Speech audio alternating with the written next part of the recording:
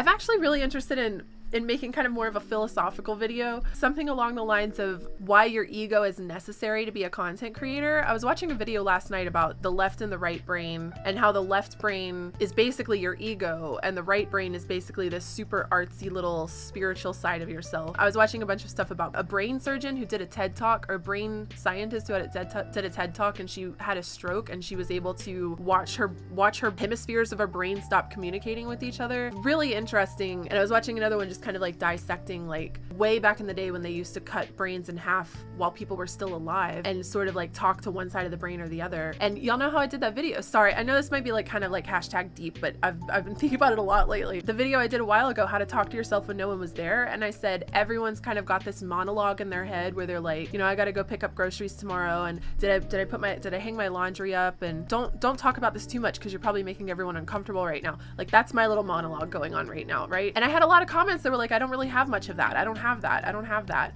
And I was so surprised by it because I can't fathom not having it. But the more I've been looking into this like hemispheres of the brain thing, it is your ego. It's full ego. Like it's your little narrator, which is the ego. And so the people that don't have that very strongly don't have a very strong ego, or don't have a very loud ego. So to me, with my big loud ego, I could not even fathom not having one, right? I do think there's a balance. I think that the ego is necessary. I think that at a certain point with content creation, it has to be a little bit like the louder. This is why we see huge content creators just having the most massive, obnoxious egos you could ever imagine. And people that don't have an ego out of control aren't able to rise to the top. So that's why we see the more, you know, problematic personalities that will constantly be in the spotlight, and we're just like so irritated by it. And like, why do the good guys always get squished and the bad ones are always getting the most attention? And it's a whole ego thing, but I thought that would be an interesting topic. The longer I've been doing this, the more confidence I've had to have in my ego, and the more I've had to be able to just stand my ground on things that I used to be kind of lacking confidence over, or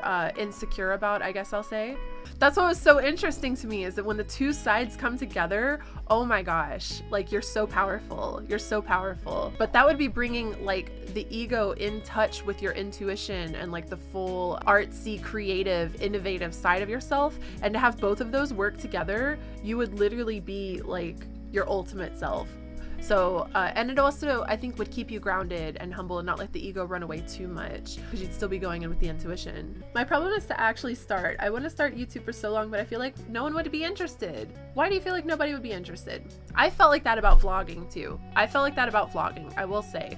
I'm like, oh, my daily life is so boring. Nobody cares. Nobody wants to watch that. And honestly, who cares? Who cares if nobody cares? If you want to make that and you have fun, and people watch the weirdest stuff on YouTube, and slice of life, like vlog style stuff, is weirdly super popular. I mean, look at ASMR channels sometimes. People will watch someone sit there and cut soap for 60 minutes.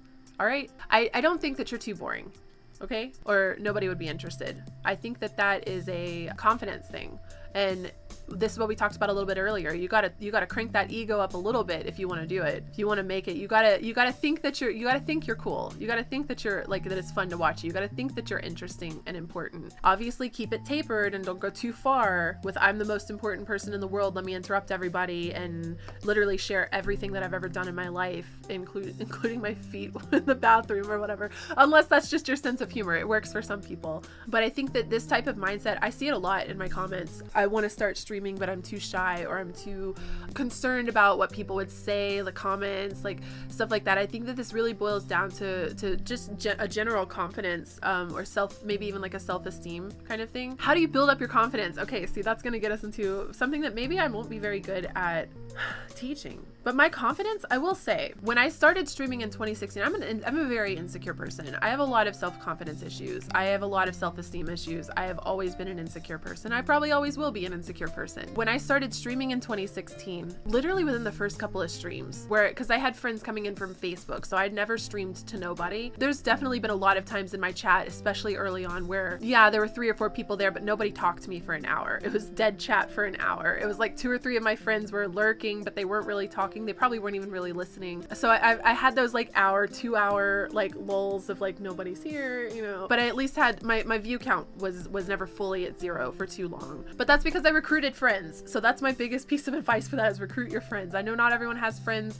and some people are so insecure or nervous or shy about someone seeing them performing, stage fright kind of thing. So I can understand not wanting to recruit friends and stuff too, but that's where I would then push you to join a streamer community so that you can have other streamer friends where your whole relationship is built around already you being this persona. After the first couple of streams that I did, I would be sitting there playing my little video game, you know, Stardew Valley when I started, and then I'd make some kind of like joke to myself, and I'd look over and I'd see like an LOL in chat, or like a haha or a lol, and then it would just be this little feeling of like, oh wow, I am funny. Like, look at that, someone laughed at me. Like, I am funny. Like, and seeing that a couple times, so like streaming genuinely built my confidence. And on top of streaming, I started working at a little one-room movie theater. Convert this however it works for you, but a one-room movie theater first, where I had to talk to people about movies when they would come in, because they'd be buying tickets to movies. They come out and it's like, oh, how did you like? It was also a coffee shop, so it was just kind of like a hang out and chill and talk about movies kind of place. So I would be talking to strangers about what they're going to see, how they enjoyed the movie. People of all walks of life too. It was, you know, old people, it was young people, it was cool people, it was not so cool people. I held that job for about a year, and then I switched to the coffee shop, the main coffee shop that I worked at for 3 years. And that was, again, people coming in, buying coffee. They want to sit up at the little bar around the coffee place and just shoot the shit about just talk about whatever little subjects. So through that, it kind of put me on in a stage in a certain sort of way, but I was in a character. I'm the barista, you know, like I'm not myself. I'm just the barista, and I want you to have a good experience at the coffee shop. I kind of had to improv with people and learn how to banter and talk off of people.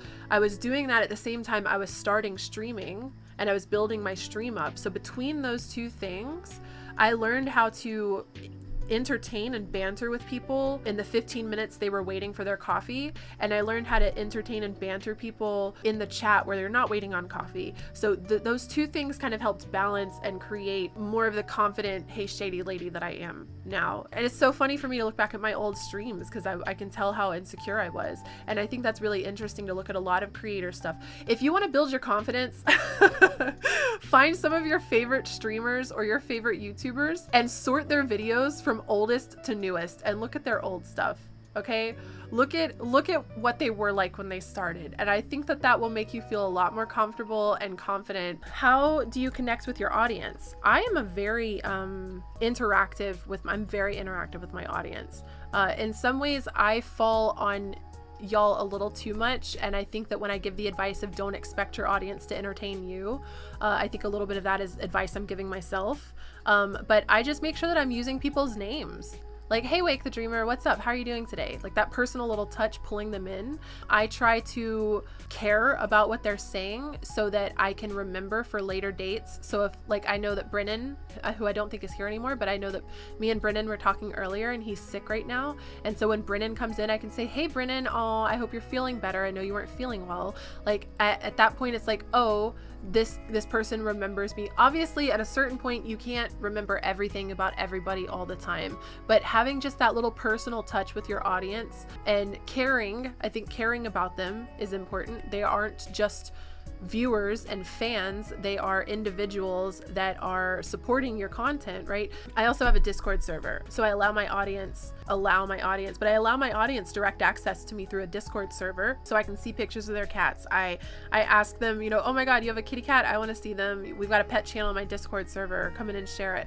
I will get involved with them in that way. But I do think that boundaries is a discussion that would need to be had in relation to this topic, because it's very easy to allow too much access to you constantly and then start to get drained.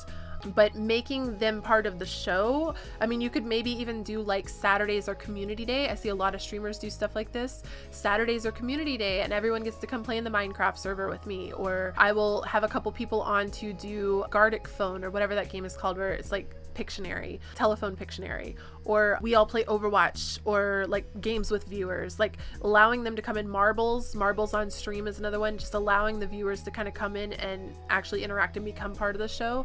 That's not going to work for everybody, and I actually don't like to let people on voice chat with me, because I've had a couple of bad experiences in the past. But if you vet your viewers really well, they're long-term regulars, you've hung out with them in Discord voice chat off stream, and you know that they're not going to say something that could get you banned, you know what I mean?